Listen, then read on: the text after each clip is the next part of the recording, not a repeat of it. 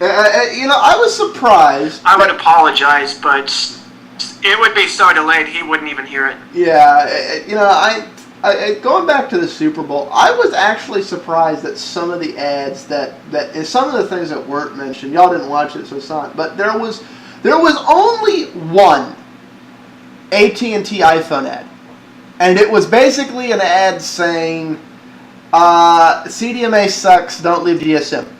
That was it. It was in like the very start, just before the kickoff, or just after, I forget, and that was it. That was like the AT&T commercial.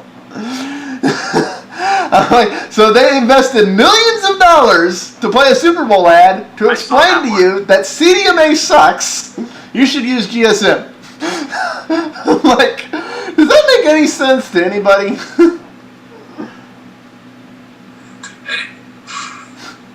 No. It's like, oh, no. So, yeah. Okay, I don't know if we want to talk about... Okay, wait a minute. They gotta knock Verizon somehow. Verizon's knocking themselves just fine. They don't need any help from AT&T. You know where AT&T could do great right now?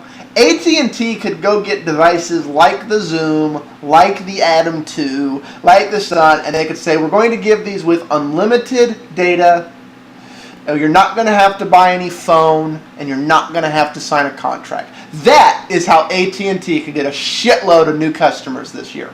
That doesn't sound like AT&T. But that is what they should do. If AT&T was smart, they'd embrace Honeycomb full force, given that the Android carrier Verizon is fucking up Honeycomb.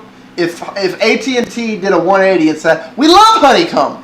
We didn't like the phone, but we love Honeycomb. Like that. Say what?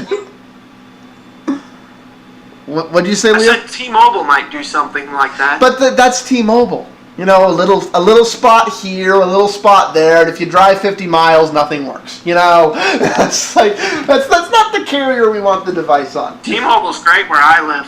Well, it sucks everywhere I've ever been. So, I can say nothing but what the fuck. As a matter of fact, I got in a wreck once on the highway because of a T-Mobile phone cutting out. And that the person was trying to give me directions where we were going over speakerphone, and their T-Mobile phone was cutting out. So I was getting directions like, turn here! When I'm 5 feet from the turn. T-Mobile sucks! Okay, what are all these comments you wrote at the bottom, Leo? What, the bottom one says that I didn't watch the Super Bowl. It's like, the second to last one is a rumor that I found on an Apple site. Oh, about the iPhone possibly being a network agnostic? Yeah. I can't, it's like we're already agreeing, unfortunately, as things stand now, Honeycomb is dead. Do we have any hopes for ice cream sandwich, or whatever the hell it is, the next one? Based on the name, I thought, okay, this is going to be something great. Like we're going to take Froyo and put it inside the Honeycomb and put the gingerbread wrapper around it, and it'll be great. It'll be like a cross thing going. Like a thing going on. But based on what they've let happen to Honeycomb, I'm not sure I'm holding anything out for the sandwich OS. I'm mad. I'm very mad at Android right now for letting this happen. I'm mad at Verizon. I'm mad at Android. I'm mad at them all. Because it's a great platform. It does a lot of things great. But it's never going to find its way into the end user because of the fucked up middleman. Do you think in 5 to 10 years we're going to see carrier messages on TV or something? Oh, you know what? That's actually a perfect transition into the one other thing I do want to talk about today. And that is the fact that the person who got fired for Facebooking, not for Facebooking on company time, but for just being angry at her company doing something stupid. She got fired. She talked bad of her company in her own private time, and she got fired. Her lawsuit has been settled, and the company is reviewing their policy. But whether or not we're going to have that is really going to matter on whether or not the pendulum comes back on our society. Because the fact that we have people getting fired from work because of venting steam, and that we have kids actually getting suspended from school for tweeting. They shouldn't do that. No, they're doing that. There's school districts that suspend students for tweeting or Facebooking, not on school computers, but on their own time from home. And they get suspended. That's effed up. Yeah, well, welcome to the 21st century and welcome to our world today, unfortunately. Welcome to America. Welcome to America. The unfortunate truth is the society as a whole today, and this scares the bejesus out of me, because society as a whole today has gotten so fucking PC that if it's unhappy, if it's not polite, if it's talking bad about anything, even pure stupidity or bureaucracy, it's bad. Basically, what we have done as a society is we have decided that we're going to turn everybody into pressure cookers or steam engines or whatever, except that release valves are bad. It's much better that everybody just be a bomb, rather than something that blows off steam every now and then. I personally think blowing off steam appropriately and healthily is one of the best things you can do. The last thing I want to see is somebody whose dogs died, girl left them, got fired from work, got mugged on the way home, got rear-ended, and found out that their bank account just got cleaned out by fraud, and they do what society wants them to do. Everything's fine. Yeah. People who react like that to that day scare the shit out of me, because those are the people that at some point are going to go postal and take out their school, their work, and anything they happen to come across along the way. I would much rather...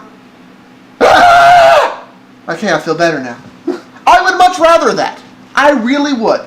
My honest reaction, if I was one of these workplaces who has nothing better to do than watch what my employees are Facebooking and tweeting like crazy, is if they start speaking bad about the workplace, is call them in and go, why did you feel the need to do this? Were you just having a bad day and taking it out on us? Is there genuinely something wrong here? I would rather find the actual problem and address it. Because obviously something's going wrong that we've become the target of that rage. That's my personal reaction. I guess they assume you're not supposed to explode. You're not supposed to have a release valve or explode. Neither. That's not practical.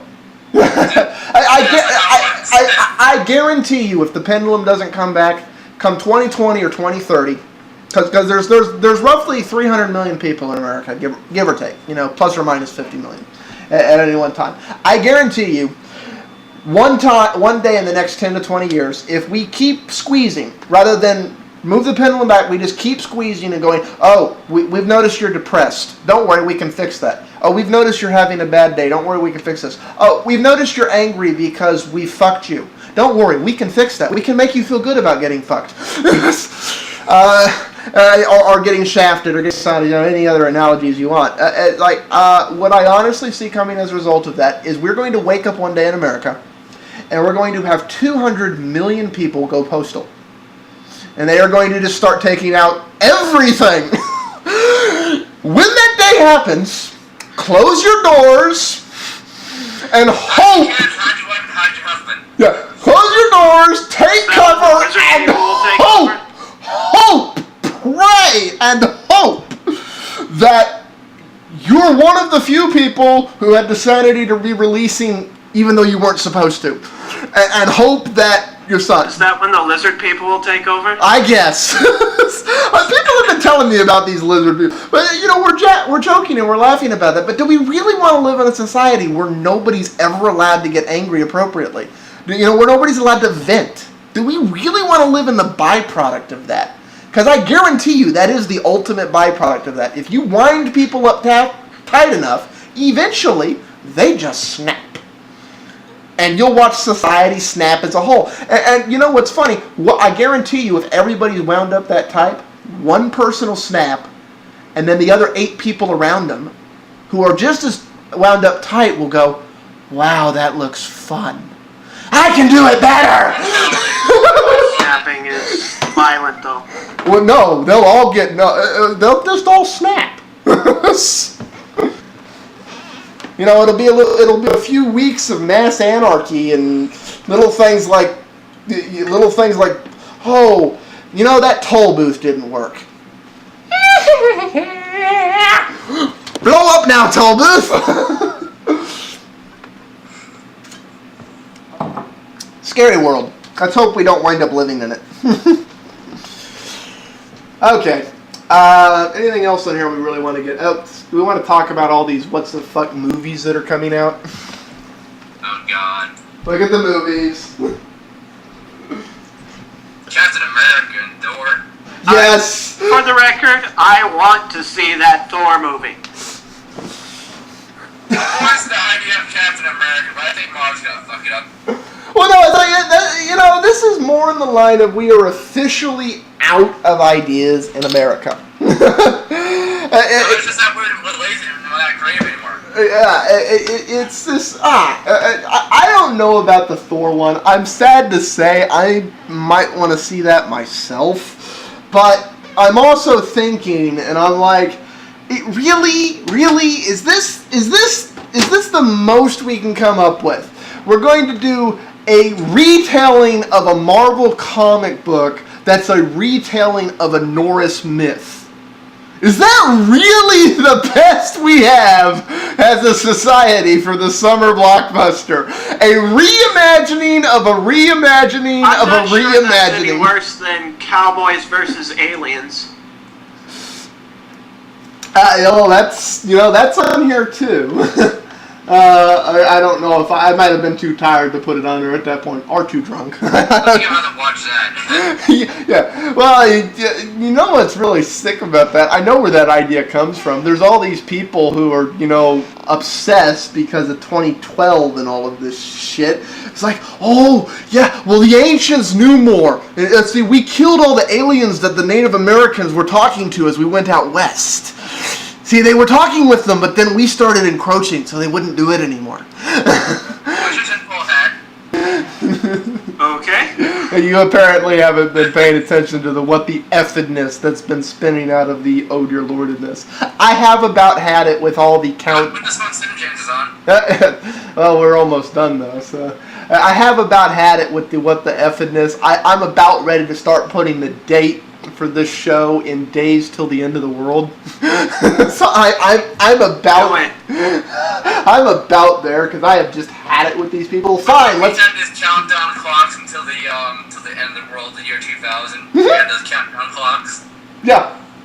I could put one on the bottom or something, or back there or something. I should do that. I should do it. It's days to the end of the world. And I should have it's Bible code, Mayan calendar, on all the bullshit. And then every time one of them. Hold on, I'm looking it up for you. Oh, when the world's supposed to end by the Mayan calendar? 12/21, I think, an 11 night or something on 2012. 682 days. Yep, 682 days to the end of the world. Put your head between your nut and kiss your life goodbye.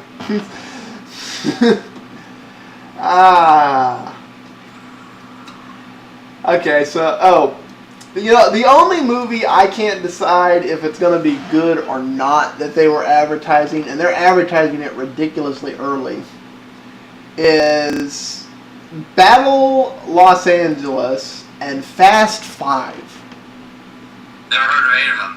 Fast 5 is the, depending how you count, 4th or 5th installment of the Fast and the Furious.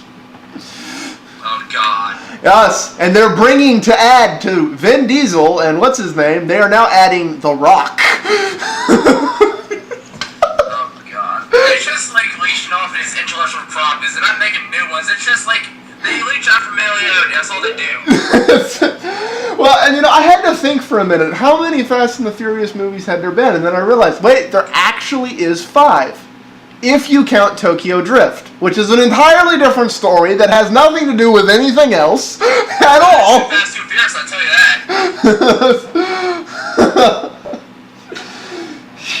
Yeah. So, yeah. I guess it's not like Grand Theft Auto Vice City and Grand Theft Auto San Andreas, right? They came after the Grand Theft Auto 3. What's going to be the 6th game? Grand Theft Auto 4. Well, that makes sense in a roundabout 4 = 6 kind of way. Wait, there's even more games. There's Oblivion City Stories and Vice City Stories and Chinatown Wars, so I don't know where they go. You know what? If you're not going to count numbers, there should be no numbers in your movies. It's just, no. I guess it might be a side story because they started to number them after, like, a certain Star Trek movie. Which Star Trek movie did they stop numbering them? Number 6? 6, yeah. Yeah, they called it Star Trek Generations. Oh, wait, the Voyage was, yeah. No, they were all, it was the motion picture, Star Trek 2, The Wrath of Khan, Star Trek 3, The Search for Spook, Star Trek 4, The Journey Home, Star Trek 5, The Final Frontier, Star Trek 6, Undiscovered Country.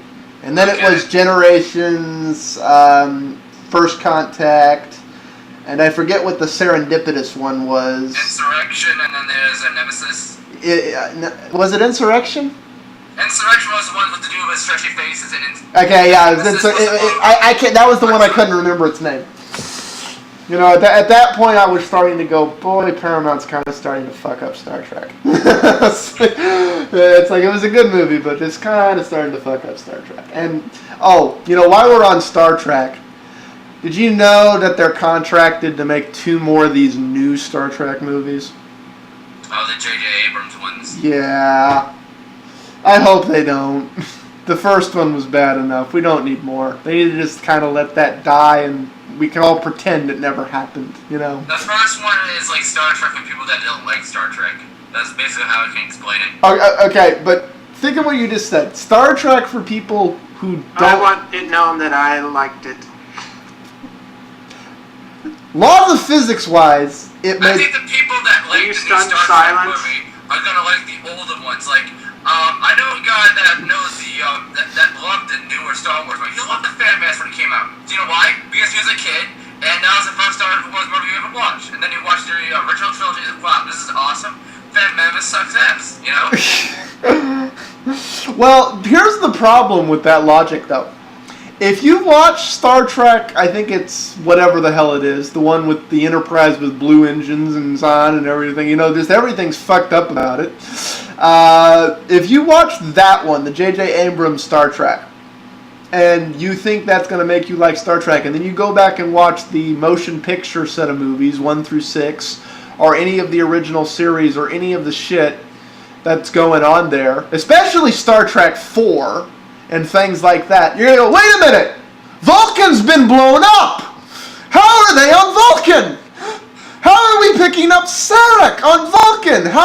Wait a minute, how is Spock's mother straightening them out? You're going to start, wait, what?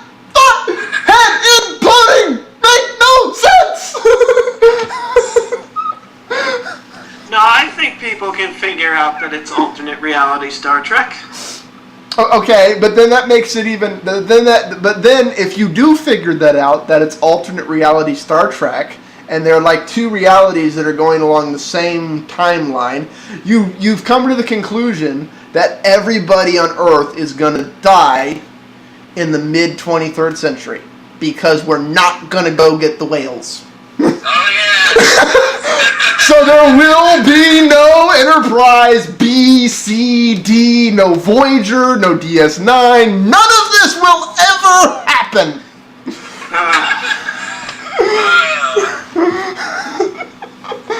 The Celestial Temple will be never discovered.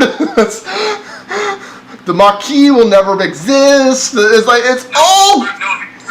Oh wait, we had Beezer. Maybe the Doctor will save them. Somehow I don't see timey-wimey fixing Star Trek. I just don't see it happening. Although on that note, that's my new favorite sci-fi, Doctor Who. I'm looking forward to this season. I don't know about the rest of you geeks. This is the season for. I think it's going to be. I'm a little afraid that they're actually bringing the series to America. A little scared. Like, the Doctor just really shouldn't be in America. No, shouldn't really happen. I realize it's happened a few times before, but... Oh, he's been there before. Yeah, but it's one of those things, like, we did it for, like, an episode, and then we're like, okay, we've gotten the America out of our system. Let's go back to the British stuff. I'm like, now they're going to do a whole season in America, and I'm just a little, yeah, just saying. This should be its own show. What should we call it? Dynamite Craig Ferguson. Say that again? You said something about the show name? They got Doctor Who on Craig Ferguson, show, so... because we're not talking about PC. They obviously want... No, that's the other thing. We really do need to come up with a new name for this show, because it's really becoming more just tech and geek babble. Either that, or we need to create another show for this shit. But, in weeks like this, where there's not a lot of PC versus Mac stuff going along, whatever the hell we feel like, that's tech-related in a roundabout sort of way. I mean, 5 degrees of separation. We can talk about Doctor Who, because at one point, there were Windows 7 ads stating that the Doctor supported Windows 7. I don't believe it. I don't believe the TARDIS runs on Windows 7. Although that would explain why it can never go where it wants to, That would explain a few things. There were scenes in Doctor Who where they were using Ubuntu. Yeah, it's like we can talk about Star Trek, because when the new Star Trek movie came out, Apple's site had pictures of it, for bragging rights and shit. So it's like we haven't really gone off topic. We've just gone to the 5 degrees of separation, we're on topic in a roundabout sort of we feel like it way. Same thing with the Super Bowl shit, It's like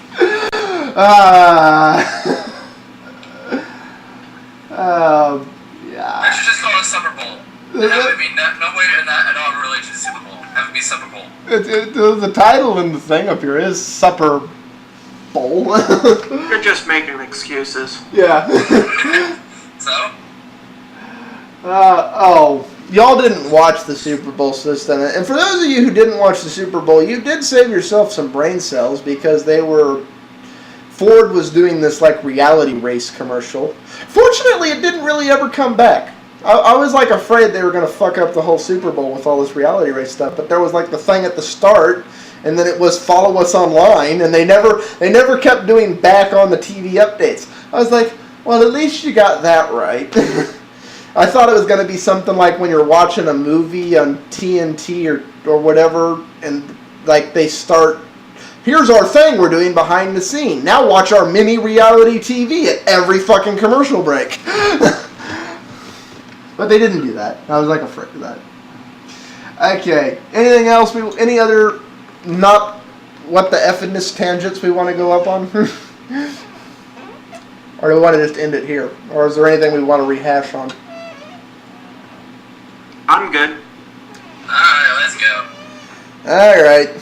I'm good with just ending here. You know what? I'm tired of trying to ESP what you're talking about so that I don't look like... Okay. I know we're going to get sued, but I feel like it. Leo, will you play the Vortex you were playing before the show? I don't care. Play it.